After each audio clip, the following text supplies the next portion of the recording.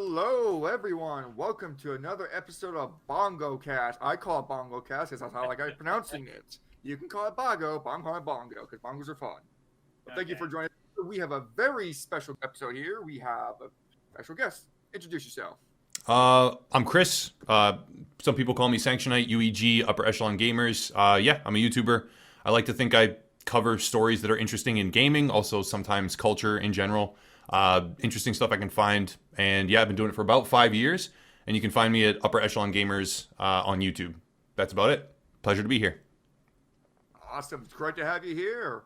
So, all right, I'll let you, Alex, and Yule over here to start things off.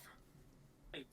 Hey, so this is a big occasion for me because I am a big fan of Upper Echelon, and we've talked and discussed news things for a little while. In fact, I even helped him in some occasions with his coverage whenever I'm able to. Yeah, we chat in the DMs quite a bit. It's been some good stuff too. Some good stories come out of it. Yeah. It was actually a very odd meeting because it came from a story that Upper Echelon was covering in video games itself. That essentially was starting to make rounds around the place because essentially Upper Echelon was disclosing it was a shady deal, like with casino dealings and stuff, because we wanted to keep the website afloat and stuff. Oh, I remember that one. Yeah, it was mostly about Unwinnable. Unwinnable's the really guilty ones. They've done hundreds of them. And there was a fleeting mention just because there had been like some forum posts or something. I don't know the exact situation that you guys had, but it was a long time ago. Someone had discussed something similar, so there was a fleeting mention. But then yeah, then we talked in the DMs, and that's how I got to know you. And then ever since then, we've talked quite a bit. Yeah. Yeah, it was like I said, it was a really odd chance meeting because I basically had to play an ambassador for Bago games back then. I essentially was telling, hey, this is the reason why we don't disclose the sponsorships at the moment, but we're looking to fix that now. The person who was trying to expose us was a rogue employee that essentially was giving us a bad time just because of it, just because of, giving us a bad time. And again, it was a pretty intense moment for me, but at the same time, it also was really good because I ended up talking with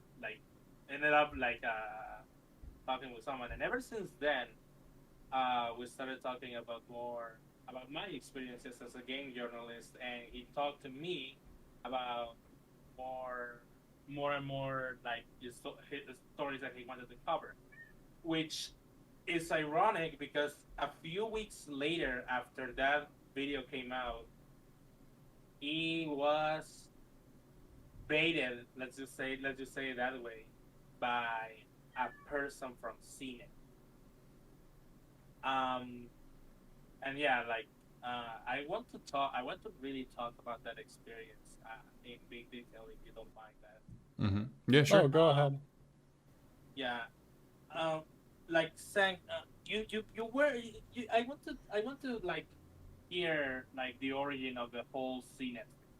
Like just how it happened, like just from start to Yeah. finish. Okay. Yeah. Yeah, it's pretty simple. So this was I didn't realize it had been that long since we actually started talking, but yeah. So I was a lot smaller at the time. Like my channel was significantly smaller, and I got an email from a journalist at CNET that said, "Hey, I probably still have the email and I could read it."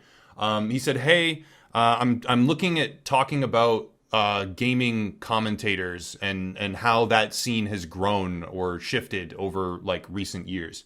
And I was wondering if you had some time to talk to me. And I just felt flattered. I was like, oh, that's really cool. Like I've never had an article written like about me or had me featured in one. Like this was kind of the first time, or like at least one of the first times. And so I was flattered and I said, yeah, absolutely. And then we scheduled a time and we were going to have a phone call. I was actually really sick at the time too. I had like one of the worst colds I've ever had in my life. So then I did the phone call anyway, though, because I didn't want to flake out. I was like, oh, man, like if he's going out of his way and he's doing all this work to write an article and I'm going to be featured in it, then I definitely want to like do that. So we talked for like an hour and a half, I think it was. And by the end of it, it seemed like pretty clear that he was frustrated with me, that I wasn't really giving him answers that he wanted. So he kept like steering the conversation, saying like, okay, I would try to talk about consumer advocacy. I'd be like, oh yeah, well, microtransactions or loot boxes or policy changes or, you know, unfinished products or early access titles. I think I talked about that for a while, the concept of early access. And I was talking about how when people buy something, they have certain expectations and those aren't necessarily fulfilled, and like kind of the trajectory the industry's on. But he kept bringing up stuff like, oh, well, what do you think of the term SJW? Like stuff like that. And I was like, I don't know. I guess I have opinions on that, but I wasn't under the impression that that was what we were supposed to be talking about. So by the end of it, mind you, I'm like really sick and my voice is barely legible. By the end of it, it felt like he was annoyed, and we hung up and whatever, it was over. Now, come to find out that Jeremy, the Quartering, had somehow been in contact with someone that works with this journalist at CNET, and that person had told the Quartering, yeah, they're doing a hit piece, like don't talk to him. But I never knew that. Nobody had told me that. So by the end of it, right, when I found that out, I was like, oh, geez, here we go. So 2 weeks later, or maybe 3 weeks later, the article comes out, and yeah, it's a hit piece, right? They're saying that, like, the angry gamers are bigots and they're alt-right adjacent. I don't know the terminology these days, but it was basically a whole bunch of really, like, cruel things that are not necessarily true, and I don't believe them to be true, that he had tried to extract from the interview. And even some of the quotes that he did, he pulled them out of context, things like that. And then the companion piece was that he had been, for months on end, I think it was like 6 months, he'd been going to advertisers and saying, hey, so your ads are on this channel, and do you know that this channel is a bad channel? So are you sure you want to advertise with them? Are you sure you don't want to go to YouTube and like pull your ads? So he basically tried to like destroy my career. And it didn't work, obviously. I actually gained more Patreon, you know, subscribers and whatever in that week than I think I've ever gained in the channel's history before, just because he targeted a lot of creators. He targeted Angry Joe, Legacy Killer HD, the Quartering, me. There was a couple others too. And he went hard. And so all of our groups kind of meshed together and were like, no, this is bullshit. We don't want to deal with this. And this is not true. And you're really just reaching and trying to destroy livelihoods and go to advertisers. So it benefited me. But after that, I was really skeptical. So I do still get emails from people that are like, hey, so do you want to talk to us about this, or do you want to come on? I'm usually just like, no, I don't, because I don't know what they're going to do or what they're going to say, or what they're really doing. Like maybe they're already going behind the scenes and trying to get me deplatformed. Like who knows? So that's kind of how the whole thing shaped up from start to finish. And like I said, it was very ironic that this happened right a few weeks after I cleared the air between Bago Games and you know, Upper Echelon, because it, like, you go from one journalist trying to, you know, make peace or like establish some contact between a YouTuber so that we can keep, you know, the flow of the flow of journalism going, and keep talking about like.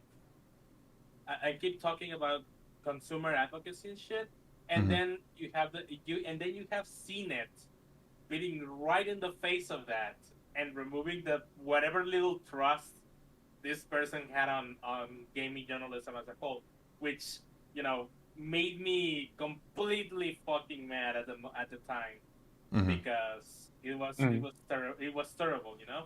Yeah, I mean, I've tried to differentiate now too, because like this guy was particularly sleazy. He went from giving me advice on like, oh, drink honey tea to help with your throat, to saying that I'm part of the alt-right pipeline or something. Like he went from that in the phone call to basically calling me a Nazi. And nothing that I had said was even remotely close to that subject or anything to do with it. Like I was genuinely just trying to talk about video games and trying to represent a community voice in video games. So yeah, I try to differentiate, because obviously not all people are going to be like that. Like not all people are going to email under false pretenses and then have an 1.5 hour long conversation and then take tiny little quotes out of context and then spend 6 months of their life trying to destroy your career. Like that's just not going to be a common thing. But yeah, for a while I did get really jaded about it. I was like, wow, that's like, and yeah, no way I'm going to talk to people again. And then of course that changed. I did podcasts. I did a couple more interviews and stuff. And like, I've learned that that's not the standard practice, but yeah, that definitely, blindsided me, I'd say, for sure. quick question. Quick question. Have you ever tried reaching out to this guy and calling him out? Oh, I called him out directly in a video. Yeah, Okay. yeah. Like I said, that whole thing benefited my channel because my response got eventually. yeah, my response itself. I was pretty hardcore with the response, and people loved it. And it was one of my more popular videos. Had super good like to dislike ratio. Got really good sub engagement off of it. But yeah, I definitely made sure that he knew and that I had said to him like, hey, this is not how that went. Like, this is the impression I was under. This is what we really talked about. The only mistake I made, the critical mistake I made, was I didn't record it. I didn't have a recording. So when he pulled quotes out of context, right? And even then there was nothing damaging. Like, I didn't say anything bad, but he pulled it out of context to make a different point. And if I had had the full recording, I could have just said, nope, like, here it is. Like, that's not what I said. That's not how I meant it. This is how I actually meant it. Yeah. And he did little things too. Like, he would ask me questions about income and things like that. And then he would use that to be like, oh, look how he doesn't make hardly any money. Haha. Because I told him what I make off of YouTube. I was like, yeah, this is what I make off of YouTube. I didn't really keep any secrets. And then he'd be like, oh, well, here's exactly what he makes. And he used my full name and like all sorts of stuff. So, Jesus. Really? yeah, I wasn't against it. Like, I don't know. I didn't go into it like paranoid thinking like, oh my God, I have to protect myself. I just talked to him like normal. And then he put every single bit of information that I was okay with, that I was like giving to him. He put it all in the article, which I should have expected, right? That's normal. I shouldn't be upset about that. But the way he put it in the article is what I was upset about. He didn't just take it and put it in like a genuine way. He took it and put it in as much as he possibly could to make me look bad. Well, lesson learned. Always record everything. Yeah, for sure. Hey, man, you came out like a champ. That's great. Not only that, but I always was skeptical about fucking phone interviews, like, not gonna lie. Yeah. It's always been, like, a very spotty relationship with me and phone calls, because I have people ask me to do phone call interviews and such. And I always felt that it was shady because most phones make it really hard for recording that kind of thing, unless you have the technical know-how to have an app that records that shit. Yeah.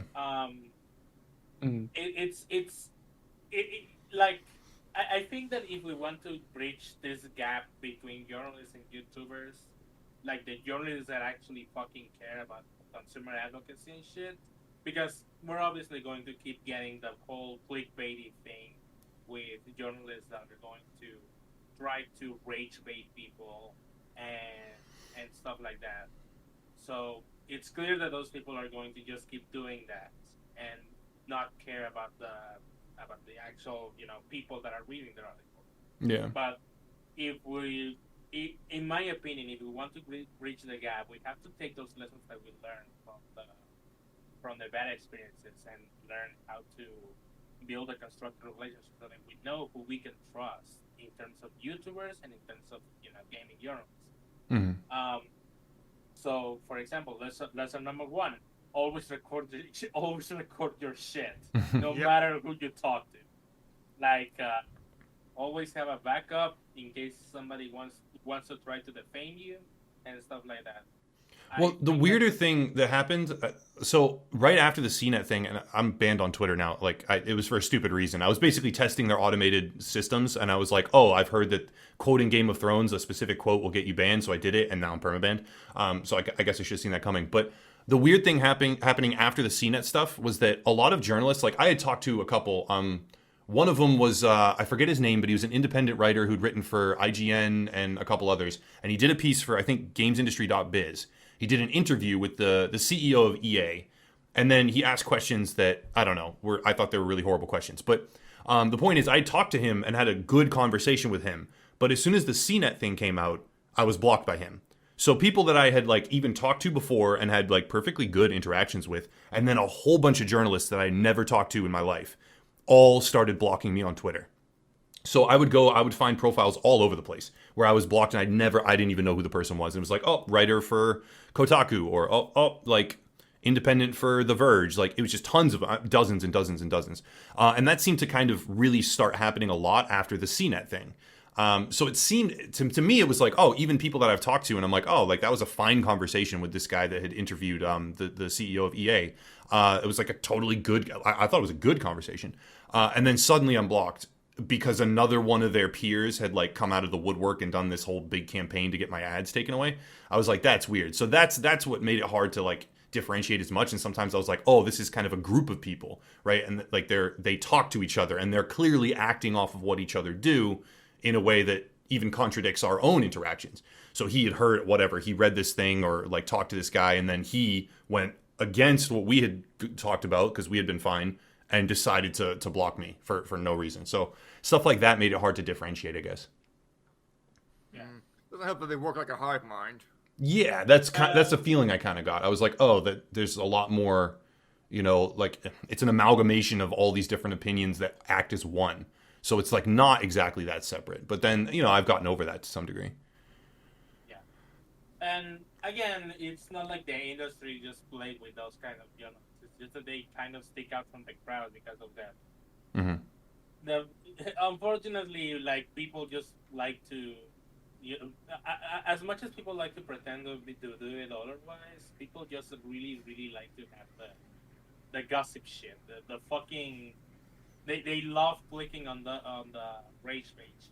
So Yeah, true. So they will always fucking click on it, and unfortunately we cannot do much about that because that's basically just human nature at this point. But what we can do is basically keep that message like completely, consistent across, and united with gaming journalists and YouTubers. So basically, if we want to keep going for consumer advocacy, then work as a group that will essentially just outpace the other journalists that just want to fucking rage bait and call it a day. That kind of shit. That's the kind of future that I'm hoping as a journalist, where content creators and journalists work together to keep uncovering the truth, which is what matters the most. Mm-hmm.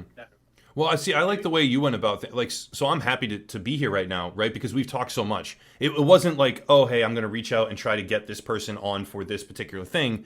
We knew each other for a long time now in a vacuum, like already.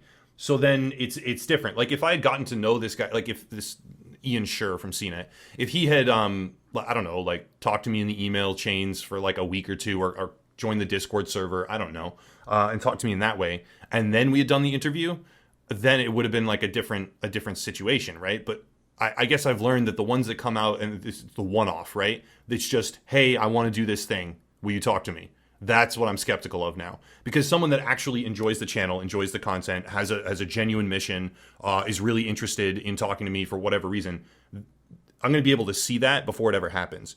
As opposed to, hey, I've got this thing, you want to talk to me? And then I'm like, oh, why? I don't know who you are. So yeah, I guess getting to know people is like the biggest part. So the more that the two fields, like let's say gaming media and YouTubers, can actually get to know each other instead of just firing off the clickbait, like you said, that's probably going to be one of the bigger steps. This is actually something I want to do because we actually even collaborated. Technically, we collaborated in one particular piece as a result of this. Unfortunately, Upper Echelon didn't think of telling the world that I basically worked on it, but I was fine with it because I didn't mind it. But we basically collaborated to work on the 1xBet article / video because I essentially helped uncover most of the facts around it, and Upper Echelon just helped to spread it as widely as he could.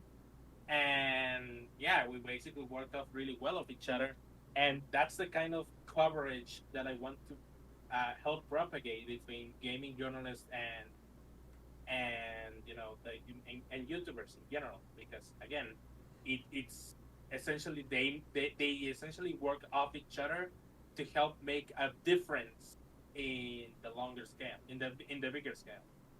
Yeah, and that kind of coverage is, I think, what I picture most gaming journalists should enjoy the most, and then it's what I enjoy the most. But then you have stuff like most recently there was the stuff with Last of Us 2. Like 1 year later, and The Last of Us 2 is still great, and all the gamers who hated it are garbage, like stuff like that. Or what was a better one? There was something from like The Verge or Polygon where it was like the scene in Lord of the Rings where Aragorn kisses Boromir on the head when he's like dead or dying, and they're like, yeah, this is an example of how they broke the barrier because fans and any fan that hates it is a bigot. Or I don't remember. It was just a stupid thing because no one hates that scene. It was a really good scene. It's a beloved set of characters from a beloved franchise, and they were like, "Oh, well, if you don't like this, then you're bad."